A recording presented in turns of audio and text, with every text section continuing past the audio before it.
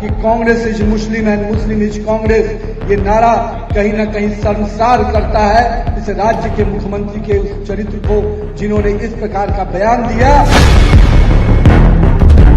कि यहाँ के मुख्यमंत्री तुष्टीकरण की राजनीति की पराकाष्ठा पर पहुंचे हुए हैं और उनका मकसद केवल समाज में तुष्टीकरण की राजनीति को आगे बढ़ाना है। हमारे मंदिरों पे, हमारे हिंदू देवी देवताओं के स्थानों पर अगर आप अपमानित करने का प्रयास करेंगे, हमारे त्योहारों पर पाबंदी लगाने का प्रयास करेंगे, तो बहुत दिन आप सत्ता में नहीं रह पाएंगे।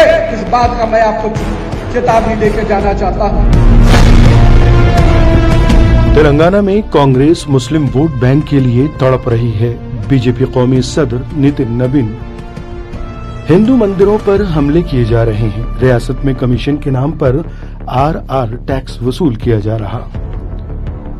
बीजेपी के कौमी सदर नितिन नबीन ने इल्जाम आयद किया है कि तेलंगाना में कांग्रेस हुकूमत सिर्फ मुस्लिम वोट बैंक को खुश करने के लिए सियासत कर रही और कमजोर और पसमानदा तबकात के साथ नाइंसाफी हो रही है। वो आज महबूब नगर के MVS डिग्री कॉलेज ग्राउंड में मुनक्किदा भारतीय जनता पार्टी के विजय संकल्प सम्मेलन से खिताब कर रहे थे। अपनी तकरीर के आगाज में नितिन नबीन ने तेलंगाना तहरीक के शुहदा को खराज अकीदत पेश किया और निजाम की जालिमाना हुकूमत के खिलाफ जद्दोजहद करने वाले हीरो को सलाम किया। उन्होंने कहा कि तेलंगाना की तहरीक में कुर्बानियां देने वालों को कभी फरामोश नहीं किया जा सकता। बीजेपी के कौमी सदर ने इल्जाम लगाया कि रियासत की कांग्रेस हुकूमत पसमानदा तबकात के साथ इंसाफ करने में नाकाम हो गई, जबकि वक्फ बोर्ड को मजबूत बनाने पर ज्यादा तवज्जो दे रही है। SC, ST और BC तबकात के फलाही फंड्स में कटौती की जा रही। नितिन नबीन ने कहा कि तेलंगाना में हिंदू मनादिर पर खुलेआम हमले किए जा रहे, कांग्रेस हुकूमत तमाशा देख रही, हिंदुओं के जज्बात को मजरूह किया जा रहा, मंदिरों के राजियात पर कब्जे किए जा रहे। उन्होंने वाज़ेह किया कि तेलंगाना में सनातन धर्म पर किसी भी किस्म के हमलों को हरगिज बर्दाश्त नहीं किया जाएगा। बीजेपी के कौमी सदर ने कांग्रेस हुकूमत पर इंतखाबी वादे पूरे न करने का इल्जाम लगाते हुए कहा कि ऋतु भरोसा, कर्ज माफी और ज़रई मजदूरों से किए गए वादे आज तक अमली शक्ल इख्तियार नहीं कर सके और साथ ही SC, ST और BC तबकात को धोखा दिया गया है। नितिन नबीन ने इल्जाम लगाया है कि रियासत में कमीशन के नाम पर आरआर टैक्स वसूल किया जा रहा। यहाँ तक कि छोटे कॉन्ट्रैक्ट्स को भी तरक्याती कामों और बिल्स की मंजूरी के लिए ये टैक्स अदा करना पड़ रहा है। रियासत के बलदी इंतखाबात में अवाम करप्शन और कमीशन वाली सियासत को जड़ से खत्म करें और तब्दीली के लिए मुत्तहिद हो जाएं। बीजेपी उम्मीदवारों को भारी अक्सरियत से कामयाब बनाएं। हम लोगों ने देखा कि पिछले 2 सालों में हमारे कई मंदिरों को क्षतिग्रस्त करने का प्रयास किया गया, वहां पे हमला किया गया।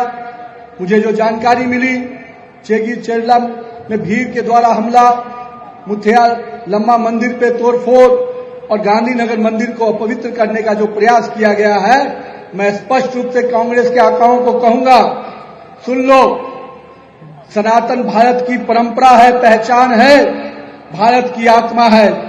इसके खिलाफ अगर इसके खिलवाड़ करोगे तो भारतीय जनता का पार्टी का कार्यकर्ता चुप नहीं बैठेगा, आपके खिलाफ सड़क पर उतरेगा और सनातन परंपराओं की लड़ाई के लिए हम कोई भी कुर्बानी देने को तैयार खड़े हैं। हमारे मंदिरों पे, हमारे हिंदू देवी देवताओं के स्थानों पर अगर आप अपमानित करने का प्रयास करेंगे, हमारे त्योहारों पर पाबंदी लगाने का प्रयास करेंगे, तो बहुत दिन आप सत्ता में नहीं रह पाएंगे। इस बात का मैं आपको चेतावनी देकर जाना चाहता हूं। हम कह सकते हैं कि यहाँ के मुख्यमंत्री तुष्टीकरण की राजनीति की पराकाष्ठा पर पहुंचे हुए हैं और उनका मकसद केवल समाज में तुष्टीकरण की राजनीति को आगे बढ़ाना है। उन्होंने तेलुगु लोगों को, तेलुगु भाषा को और इसकी संस्कृति को लगातार दमन किया है और कहीं न कहीं हम लोगों ने उनके उस बयान को भी देखा है जिसमें उन्होंने हमारे संस्कृति को, हमारी सनातनी परंपराओं को नष्ट करते हुए ये नारा दिया कि Congress is Muslim and Muslim is Congress. ये नारा कहीं न कहीं शर्मसार करता है इस राज्य के मुख्यमंत्री के उस चरित्र को, जिन्होंने इस प्रकार का बयान दिया और कहीं न कहीं कांग्रेस की चरित्र को सामने किया कि कांग्रेस केवल और केवल मुस्लिम वोट बैंक की राजनीति के लिए आगे काम करती है, जनता के लिए नहीं, तेलुगु देशम और तेलुगु के जो लोग हैं यहाँ के लोगों के प्रति उसकी कोई भावना नहीं है।